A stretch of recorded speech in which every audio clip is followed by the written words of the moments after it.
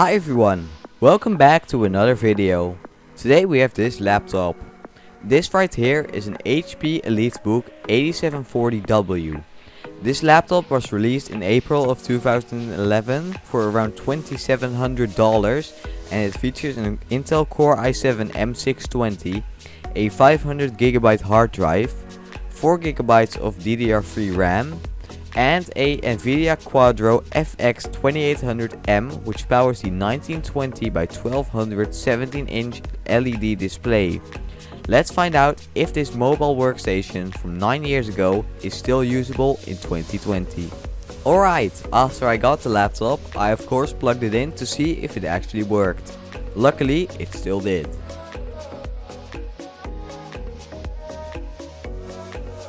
Alright, now that I know that the laptop works, it's time to give it some love. I started by cleaning the case, and after that, it was time to replace the thermal paste.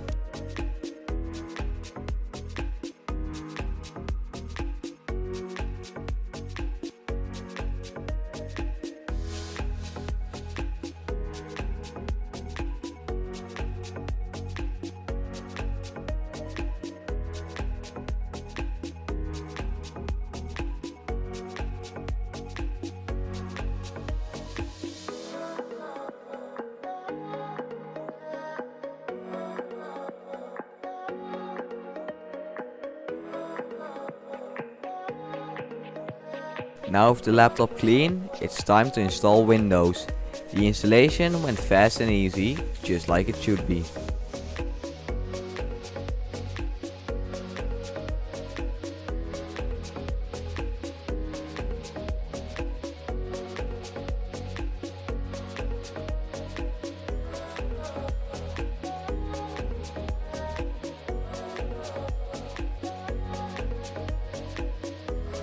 Now it's time to install the drivers. Installing the drivers also went smooth and easy and no problems happened.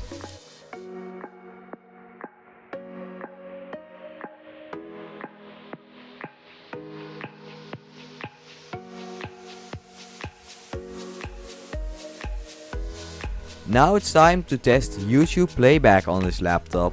YouTube is perfectly watchable up to 1440p. This laptop is definitely usable for watching YouTube and browsing the internet.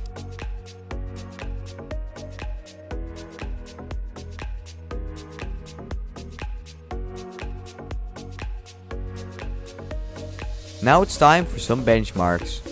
First off, time for user benchmark.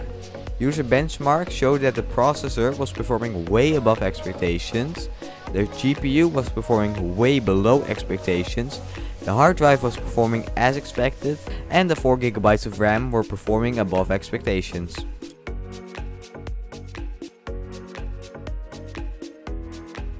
Now it's time for Heaven. Heaven on the high quality preset gave an average FPS of 3.6 and a score of 92.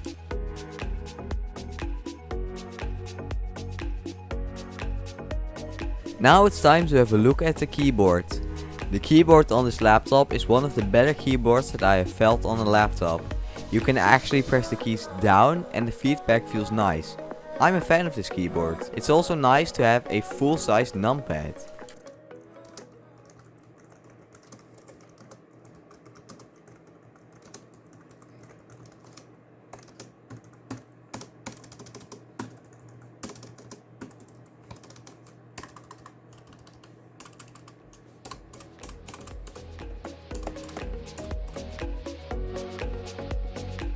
Now it's time for some games. First off, time for Minecraft. With a mix of medium and high settings, I got an average FPS of 61, with 1% loads of 18 and 0.1% loads of 10 FPS. Minecraft is definitely a playable game on this laptop.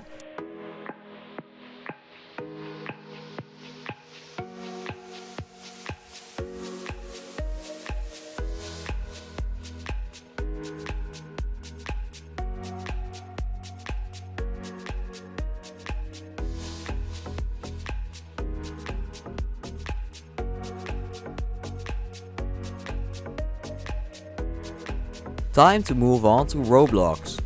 Roblox on the second to lowest graphical settings was perfectly playable with an average FPS of 37, with 1% lows of 18 FPS and 0.1% lows of 2 FPS.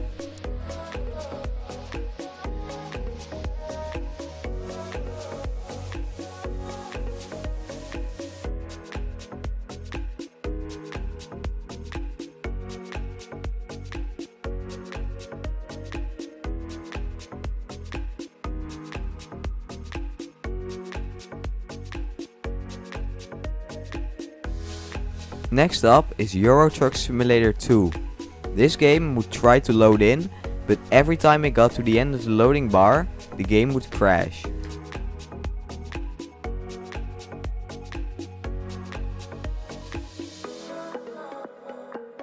Now it's time for CSGO.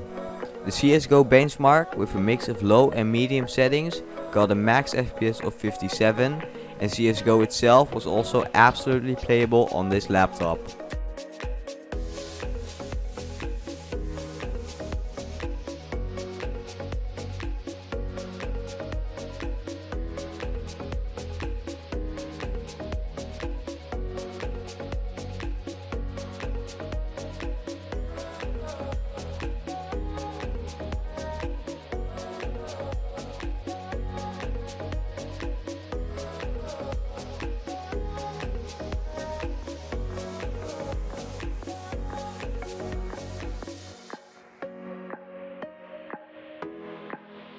On to BeamNG Drive. BeamNG would not start due to DirectX limitations.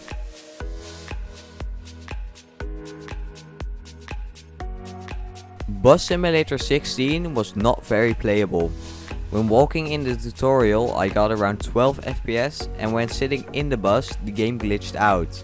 So you can't play this game on this laptop.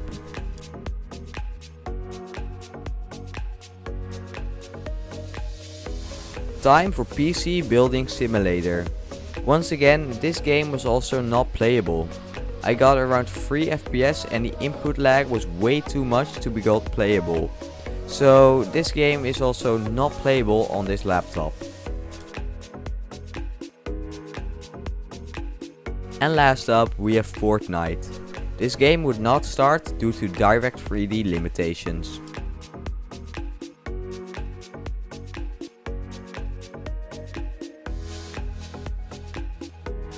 And with that, this video comes to an end. Now, would I recommend this laptop? Well, actually, yes. This laptop might not be able to play the latest games, but it was never designed to do that. For web browsing and general office tasks, it's pretty usable. The GPU is also replaceable and the RAM can be maxed out to 16 GB.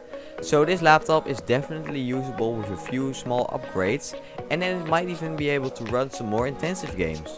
With that in mind, if you can get a good deal on one of these, I would definitely recommend one of these laptops. And with that, this video comes to an end. Thanks so much for watching. Comment, like, subscribe, and I'll see you guys next time. Goodbye!